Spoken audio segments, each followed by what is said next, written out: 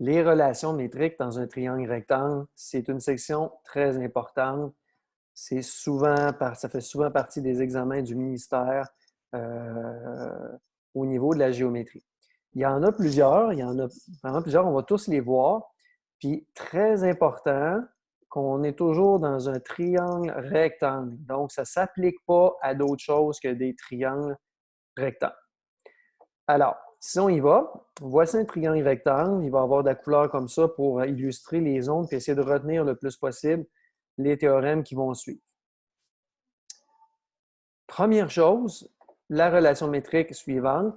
Donc, on a que la mesure du segment AB, donc celle-là, elle est, quand on la place au carré, donc AB au carré, c'est égal à AD multiplié par AC.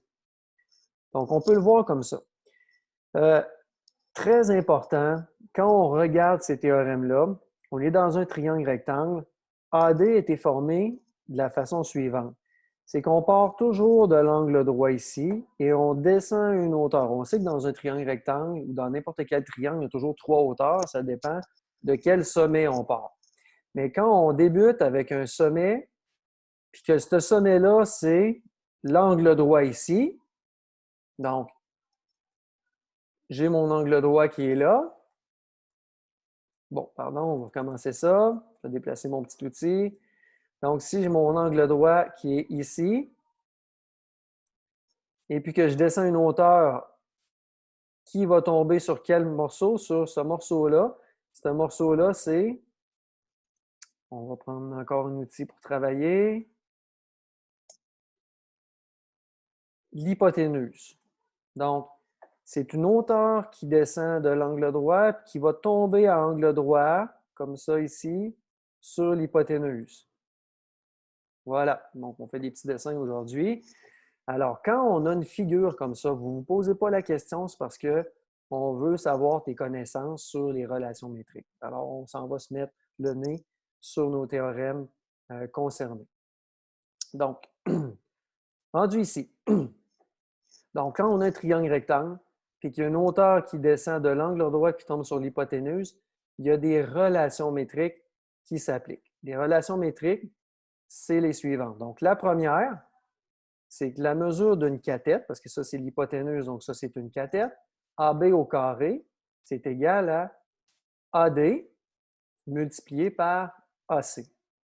Donc, voilà la première relation métrique. Exemple.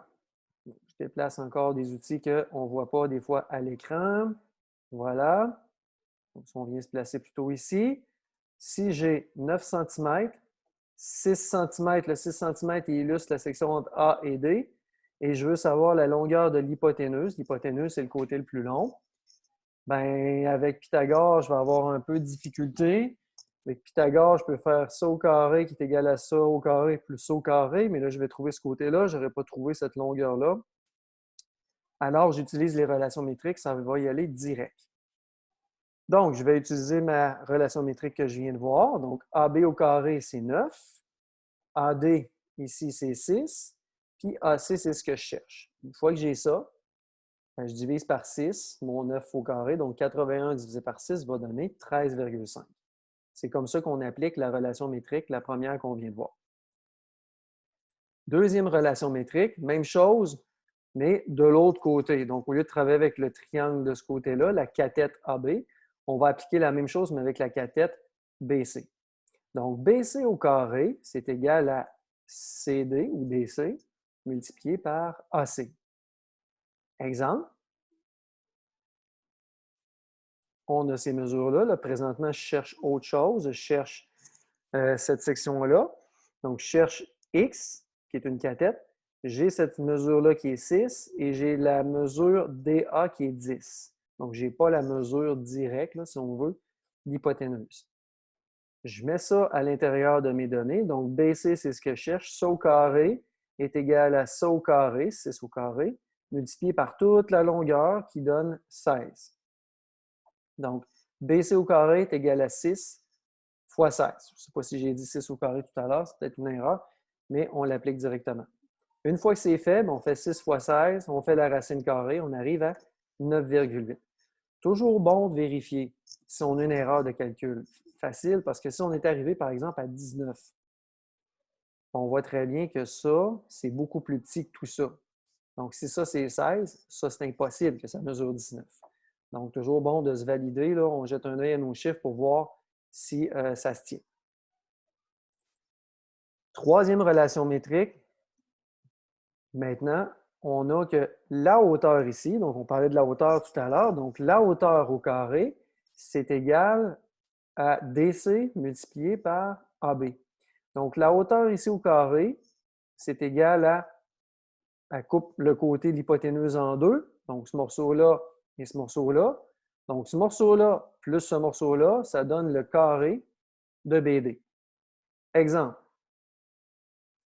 Donc, si on cherche la hauteur du triangle, mais qu'on a la première section ici qui est AD et la deuxième section ici qui est DC, j'applique mon théorème.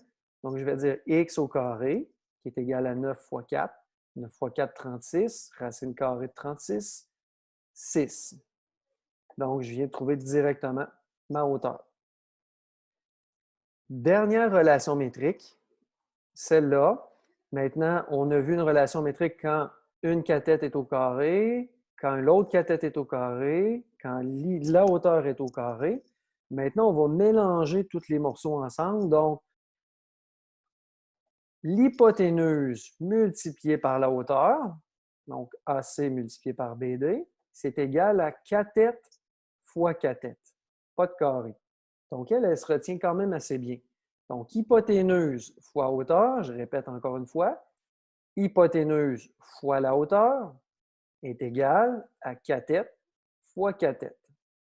On l'applique. On a les données suivantes. J'applique mon théorème. Donc, mesure de cathète ici, donc on va dire 16 multiplié par 12 va être égal à 9,6 divisé par, multiplié par A6. Donc, on répète, 16 fois 12 va être égal à 9,6 fois AC. Donc, c'est ça qu'on a à gauche ici. Et on fait juste isoler AC. Donc, on fait 16 fois 12, tout ça divisé par 9,6 et on obtient 20 cm. Encore une fois, très prudent d'aller vérifier. Le côté, l'hypoténuse, c'est supposé être votre côté le plus long. En étant le côté le plus long, il faut que j'aie un côté qui est plus élevé que 16 ou 12. Donc, c'est normal d'arriver à 20. Ça veut dire que ma réponse se tient.